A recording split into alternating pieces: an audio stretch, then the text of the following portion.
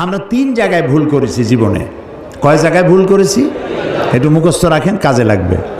জীবনে 3টি জায়গায় মারাত্মক ভুল করেছি, যে ভুলের খেসারাত আমাদেরকে দিতে হবে যতদিন না আমরা এই ভুলকে সংশোধন করছি।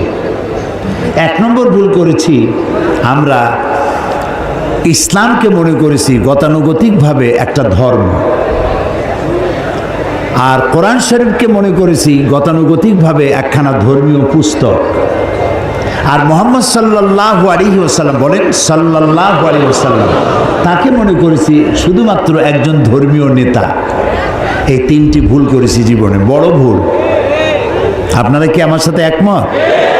আলহামদুলিল্লাহ, তাহলেই ওয়াজ শুনে মজা আছে যদি একমত হন। আবার আমি এমন কোনো কথা যদি বলি যেটা কোরআন সুন্নাহ বিরোধী, তাহলে যে কোনো লোক লিখিত আকারে হোক